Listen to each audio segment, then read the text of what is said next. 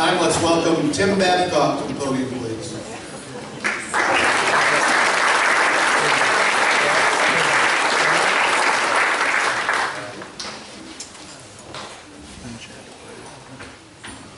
Good evening. It's great to see some faces I haven't seen for quite a while. And Joe, I'm sorry that Jamie couldn't be here. Joe's daughter swam for me through the hurricanes a couple of years ago, probably. I'm here tonight to introduce into the Hall of Fame, Grow Hall of Fame, the first swimmer, Jeff Lynn. What can I say about Jeff? I'll tell you a couple of real quick stories. I was told to keep it very short, and Kathy knows that that's not always how I do things, but I'll do my very best. Jeff was this scrawny little kid. I was coaching U.S. swimming along with high school swimming at the time, and as an 11-year-old that was all over the place. And this story will tell you a little bit about who he is and what happened. Because I didn't realize this until years down the road at the end of this. So we were at a meet. It was a championship meet in Maine. Through U.S. swimming, Jeff had a chance to get his first high point trophy, better than any other swimmer in the state in his age group. I believe it was 100 fly. Jeff still couldn't find it. Wasn't anywhere. So he missed this event and he missed his high point trophy. So on the way back in the bus, we had the awards and things and did all of that. And in my infinite wisdom, because he had supposedly gone to the bathroom. I don't believe that was the story, but maybe we'll find out tonight what actually happened. When you have swimmers and girls and boys and things like that. So, long story short, I gave out an award to Jeff, and I had gone to the men's room at some point before we got on the bus, got a roll of toilet paper, and I wrote the 100 fly on the toilet paper and gave him his award for the 100 fly. Didn't realize, and I don't know if it was Dad or Mom who told me sometime later that became his first trophy in his trophy case.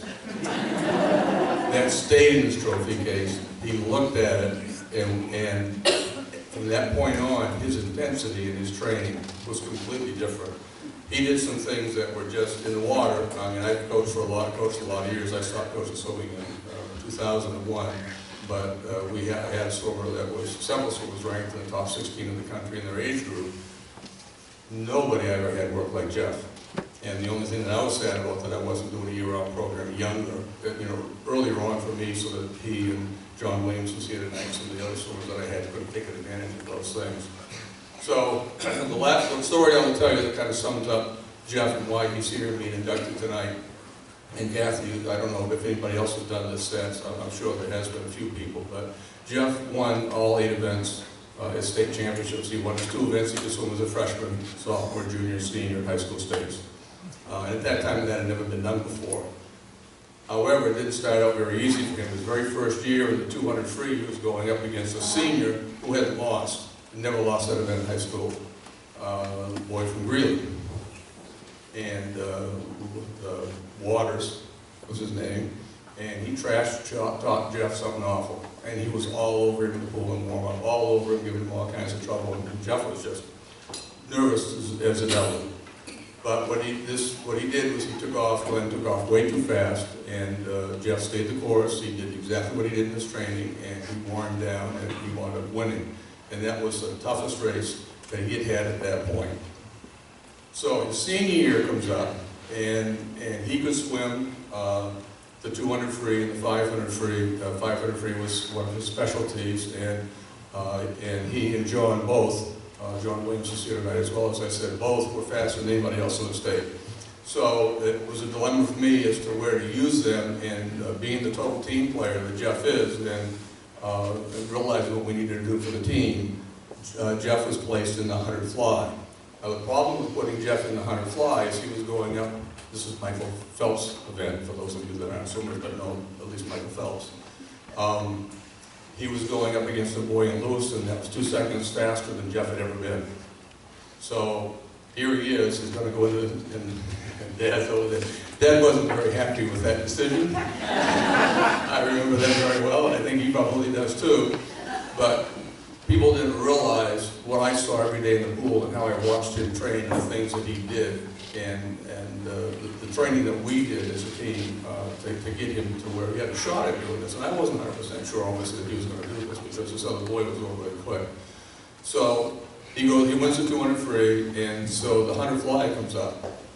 And I'm really nervous because this kid is fast, so I had timed him in the morning in the trial session, and I knew that his third 25 was slow.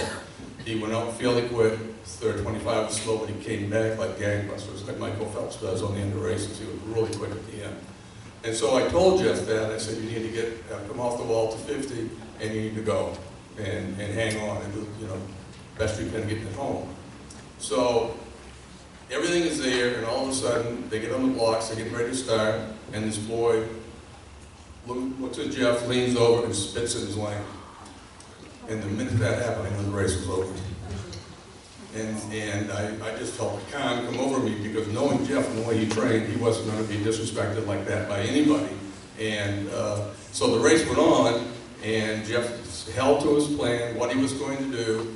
He came off the last wall, and if you go to a pool, you go to a 25-yard pool, I mean, to swim down the pool is quite a thing. Imagine giving everything for 3 lengths of the pool. He took one breath in the middle of the pool, the last 25. And he touched the boy out to win the event and to go 8 for 8, the first swimmer ever in the history of Maine to do that. And when I asked him afterwards, I said, Jeff, you only took one breath. I had to, man. That was in response to everything. I had to. That's what it was. So that tells you the type of person that Jeff is, and how intense he is. I saw that tonight when he was talking about his daughters and their athletic prowess and things that they're going on and how tough he is, and I know that that's going to be a part of him forever. But it was a pleasure for me to coach him. I wish I could have done more for him. He was a tremendous athlete, and at this time I'd like to introduce to you Jeff Lynn.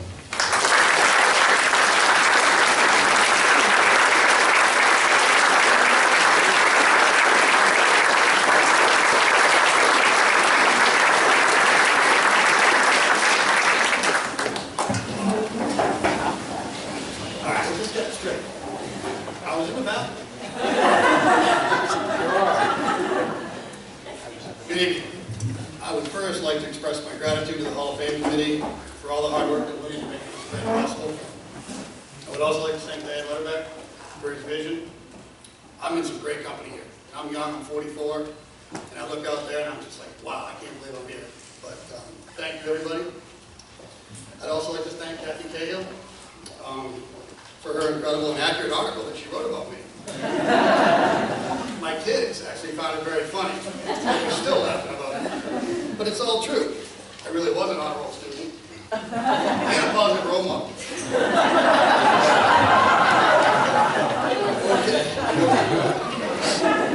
My career in swimming wouldn't have been possible without all the countless days and nights that my mom, God rest her soul, and my dad, who's here with us tonight, spent the time to get me from practice to the meets to all the things that I had to do. So I just want to say thank you to them, and I'm sure that all you parents out there know what I'm speaking of all the time that you spend getting your kids back and forth and everything that you have to do. I'll have to say that my dad was my biggest fan.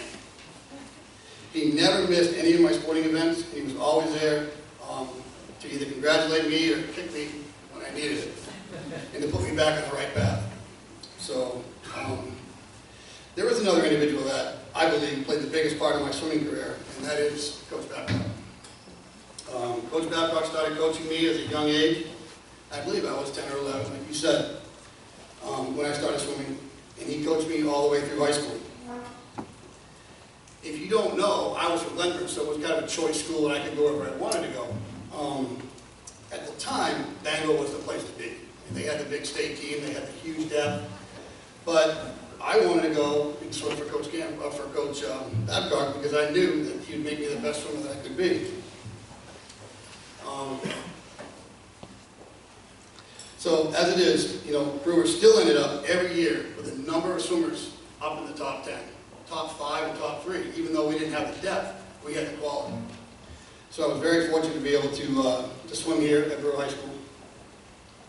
I wouldn't change any decision, and I truly believe that my drive and effort that I have still today comes from Coach Babcock. That he showed us every day in the pool while we were training. So thank you, Coach Babcock, for everything. Now, enough about me. I'd like to talk more about sports in general. We live just outside of Tampa, Florida, and I run a youth sports park that has about 3,000 kids. And I'm the vice president of that park. And we have kids that compete in football and cheer, soccer, lacrosse, baseball, and softball. Every day I see these young kids giving everything they have, and it makes me feel really good. The one thing that I do feel we as parents, coaches, and officials really need to realize is how far we push our kids. We, at least in Florida, and I'm sure that it's true around our nation, become a society of specialized sports. Where a kid plays one sport year-round because that's what it takes for he or she to make that competitive team. I have two lovely daughters, and all accounts of my better half, my wife, that are active in sports. My youngest, McKenna, has chosen Aki Jiu-Jitsu as her passion and is currently a brown belt. She trains with some of the best practitioners in the world. At 13, she's a member of the adult class and works with a samurai sword. Yes. So, if you have young men, stay away from her. I do.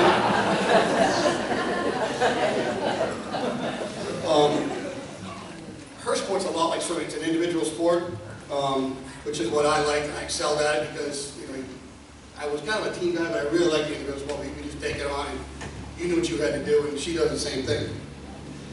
My older daughter, Madison, has chosen the fast pitch softball as her sport and truly loves it. Currently, though, she's recovering from surgery to repair an anterior dislocated shoulder and a torn rotator cuff.